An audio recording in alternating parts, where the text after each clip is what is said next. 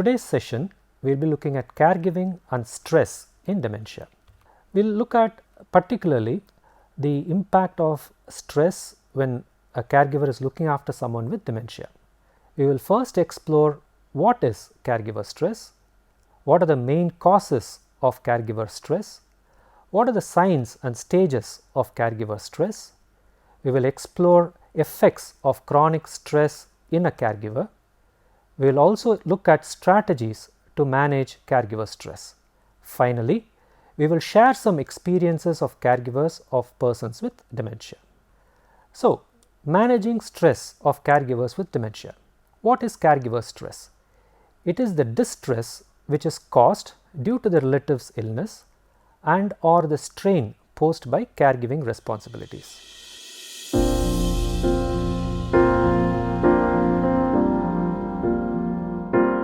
So, we can look at, for example, the effect of a caregiver stress can be an easily frustrated position. The caregiver may feel extremely tired.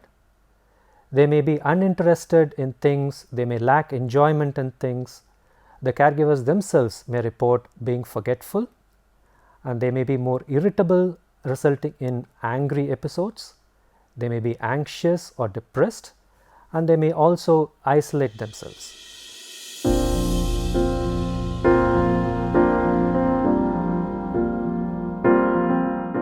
A caregiver's burden can be due to a variety of reasons.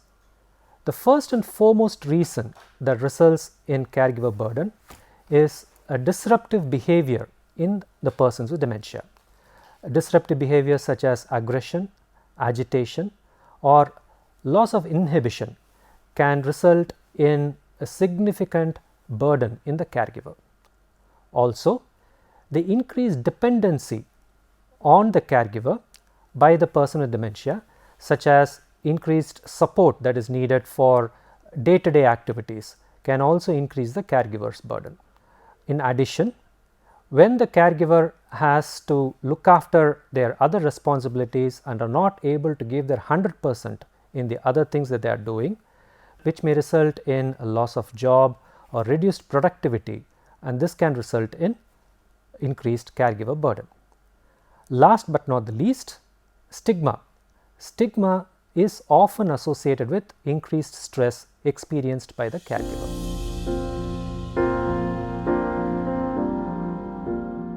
Now, what are the common signs of stress? The first and foremost might be denial. The person looking after someone with dementia may be in complete denial, and that often is the first symptom or feature of stress. As we discussed earlier, the person may be more irritable and also may have increased episodes of being angry. They may be angry towards the person they are caring for, or they may be angry towards others, and this often is an important sign of stress. Many caregivers, due to stress, are unable to sleep, and this often results in increased tiredness, a lack of concentration, and as a result, subsequently they may also withdraw themselves from social situations. And all these are significant features of stress that we should be watching out for. So, what are the stages of caregiver stress? In the early stage, when the caregiver is very confident, they see caregiving for their loved one as part of their duty, and they may not think the situation as being very stressful. But subsequently, the monotony phase settles in, wherein the caregiver feels that there are significant ups and downs in their caregiving journey. Later, this may turn out to be a burnout phase, wherein the caregiver feels extremely exhausted and fatigued. Finally, in the depression phase, the caregiver distances themselves from the person they are caring for, and the caregiver may be depressed, cynical, or emotionless at times. Looking at the effects of constant stress, we talked about compromised immune function. Many persons who are looking after persons with dementia, caregivers may be exposing themselves to significant problems due to compromised immune functions. They may also have cardiovascular and multi-organ diseases. They may have difficulty in dealing with day-to-day simple problems. They may complain of multiple aches and pains, and they themselves may have significant cognitive impairment. Now, we will look at the vicious cycle of stress in caregiving. Now, disruptive behavior in a person with dementia may result in increased outburst from the caregiver, which may subsequently result in further disruptive behavior in the person with dementia, and which further results in a negative emotion from the caregiver.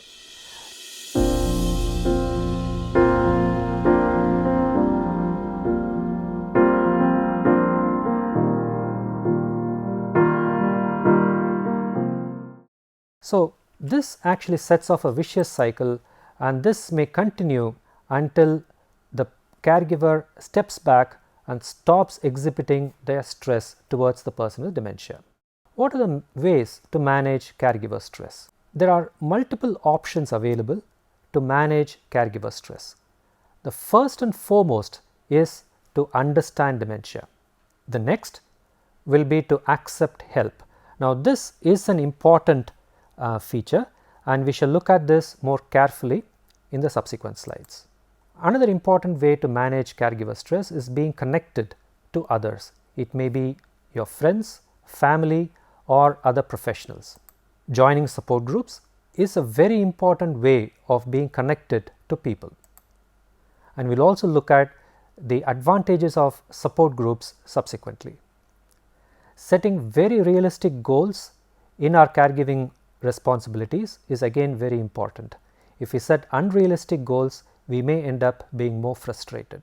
Prioritizing your own health is very important, because unless you are well, you will not be able to look after your loved one with dementia. It's important that you consult your doctor regularly as possible. And finally, seeking social support is extremely important. As we talked about being connected, joining support groups, but seeking additional social support as much as possible can help to reduce the caregiver distress.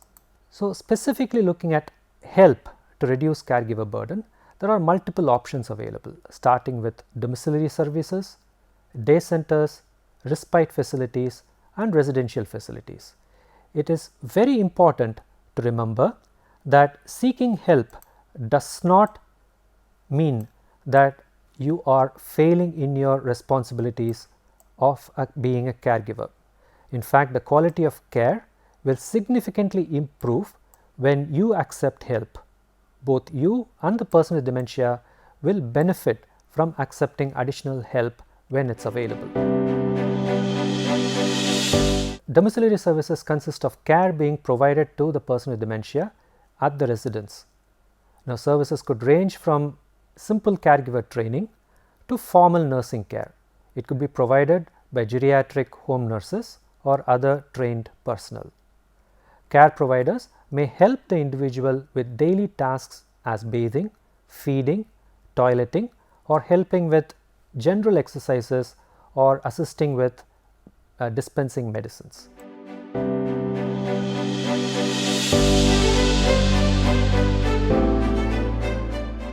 Day centers provide engagement and activities for persons with dementia during the day. They provide an increased opportunity for socialization. Now, as we know, socialization is extremely important for persons with dementia, as increased socialization can also provide an opportunity for cognitive stimulation. We know that cognitive stimulation has an important role to play in maintaining the cognitive functions of persons with dementia. And also, we know that when someone has a regular routine, is cognitively stimulated and has better socialization, they can actually have improved behavior, and subsequently can also have can impact on decreasing the caregiver stress for the caregiver at home. So, the day centers play a very important role in maintaining the cognitive functions of persons with dementia and also in reducing the caregiver stress at home. Now, respite care facilities offer temporary care options for persons with dementia. For the caregiver, they offer an opportunity to spend time for their own needs. For example, the caregiver may take this time to do the things that they want to do which otherwise they are unable to do.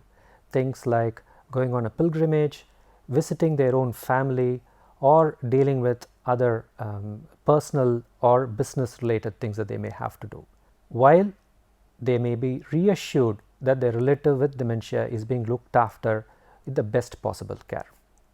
Now, for the person with dementia, respite care facilities offer a safe environment and also provide an opportunity to interact with other persons with dementia.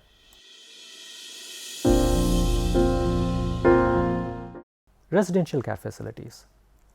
Options depend on the needs of the persons with dementia. For someone who has a mild or early stages of dementia, a retirement housing or a simple assisted living might be adequate. For those with increased dependency and increased need for support from others, may choose nursing homes, or for those who have significant behavioral problems or significant needs, they may choose a specialist dementia unit.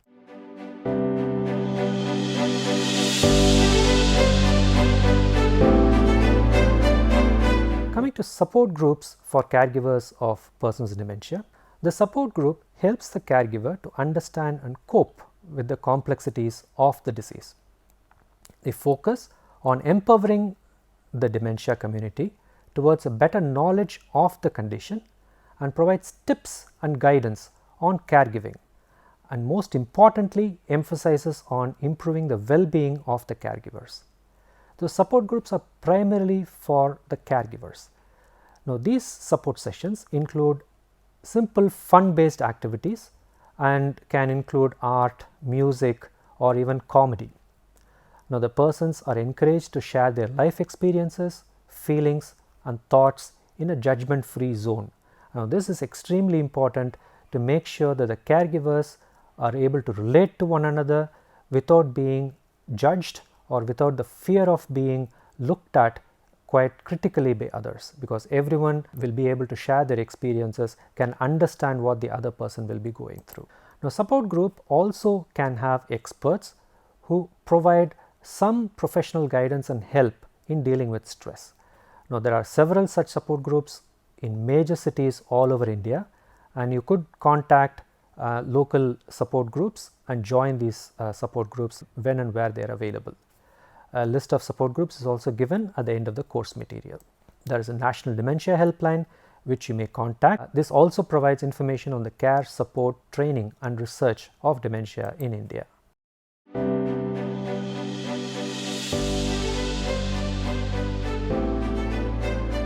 Now, while we looked at the stress of caregiving and the impact of negative impact of caregiving on a caregiver, it is also important to note that there may be rewards of caring for someone with dementia.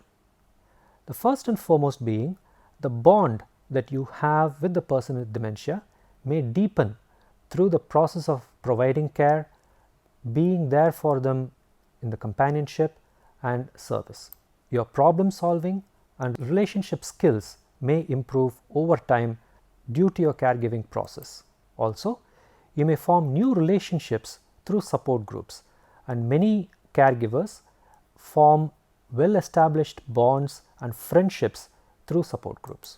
Now, other unexpected rewards may develop through compassion and acceptance. Now, here is a clinical situation wherein Mrs. Ritu is a 40-year-old lady who lives with her husband and 2 children along with her 80-year-old mother-in-law. Now, Ritu and her husband worked in an IT company. About 5 years ago, her mother-in-law was diagnosed with dementia and Alzheimer's disease. Initially, Ritu managed both her office and cared for her mother-in-law with the help of the housemaid. However, a year ago, due to the illness which has progressed, Ritu had to leave her job and take care of the mother-in-law, who is now completely dependent on her. Now, you can look at the emotional changes that Ritu might have gone through, and you may want to list down the emotional changes and the corresponding reasons for the same. What do you think the entire family might be experiencing? You may wish to elaborate on that. And had you been a close friend of this particular caregiver, what advice would you give her? How would you have helped her? You may want to make some notes on this. You may also want to think about whether you agree with this particular statement that caregiver stress will further deteriorate the behavioral problems of the senior citizen with dementia. You may want to elaborate on your viewpoint. Caregivers of senior citizens with dementia are more prone to depression and anxiety compared to caregivers of other senior citizens. You may want to think about this statement and agree with this or disagree with this, and you may want to say why. With that, we finish today's session. Thank you.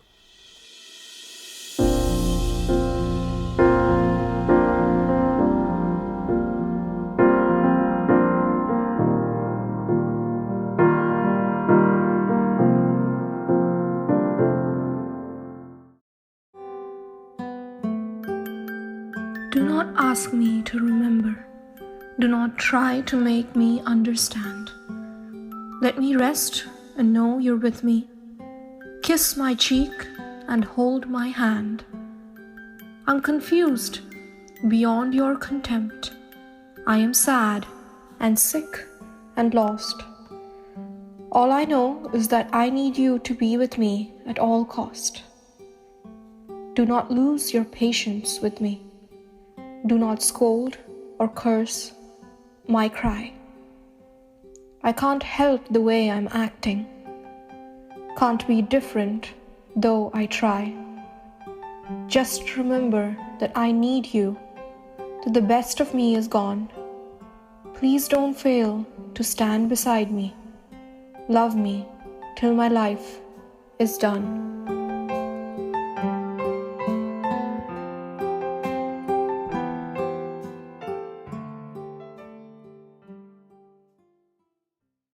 Every 2 hours we give him something to eat because he feels hungry. Then 2 hours we give something to eat, and then lunch, evening tea, everything is in time. But it has to be given by someone else. He can't eat himself. He can't tell also, I want this, I want that. Whatever we put in his mouth, he eats.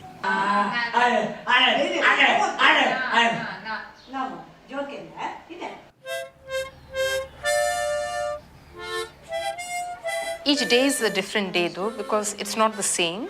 Today she may feel very hungry, she wants to eat the whole day. And maybe next 2-3 days she just says, I've already eaten, I don't want to eat at all. They become very rigid when they are more made to eat. Their teeth become very stiff. They can't swallow. They have difficulties. So all these things have to be told to the caregiver. The caregiver's education is very, very important. One of the first things to teach a caregiver is knowledge and information about the disease itself. We need to make them understand what is dementia, what are the symptoms and signs, what are all the clinical features, and what to expect in future. So what will happen to the disease, the fact that it's a slow, downgoing, something that must be emphasized to the caregiver. We must also give hope to the caregiver by telling them and giving them information that it is not all hopeless. There is treatment that is available. Medical or drug treatment, psychosocial treatments which can actually support the person with dementia and also the caregivers. As long as that individual is there, their quality of life is very important. We should look after them so that they enjoy their life to some extent, not to have the problems in their family, and as long as possible, as much as possible, we try to give them good quality of life.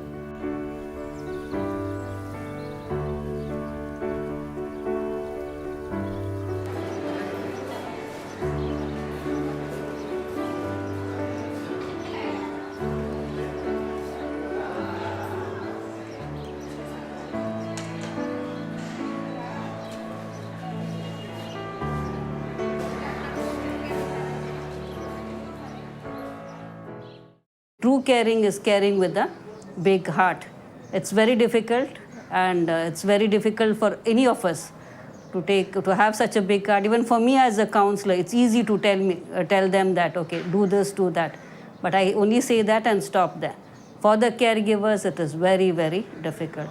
Their job starts once they know the person has dementia. So what do they have to do? How do they have to manage? Aggressive at the time of giving bath, I don't know. he used to beat that boy. Even now, no, every day when he sits down, he beat him in the back. Not but there, even then he beats. He has so much strength, but they are now accustomed to it and they are tolerating him. Last December. 11th month means which will come? 11th Sangler December. Right. If you tell 11th month, which one will come? That's what I said. My mother-in-law is 81 years old. She started losing her memory since then itself. There were times she used to have shower 3-4 times a day. She's forgotten. And it would be like she used to have a shower, come out, and within 5-10 minutes she used to go back again saying that I had not had my shower. There's a time I realized that, she slowly... I'd known about it because my in-laws, sister-in-laws had told me that her mother suffered from Alzheimer's and that she may be affected by it. Brain stimulation activities or cognitive stimulation activities are to be structured according to the need of the patient with cognitive impairment. So it will differ. You have to identify the interest of the patient, the pre-dementia phase or even earlier phase. When you get dementia, it gets harder and harder to enjoy yourself. You cannot enjoy talks with friends and family because you do not know who they are. It's confusing to watch TV and reading is just about impossible. When you take on the role of a caregiver for someone with Alzheimer, you get trained for it. They train you to engage the patient in activities that are familiar, hands-on and open-ended. I took my father to his college and to the daycare center where he used to exercise with his friends and people of his age group. He liked it. The familiarity was comforting. We gave him a notebook to write in. He used to doodle in it and do all his income tax calculations. He felt happy. But it got me thinking, what would my kids do when put in such a situation with me?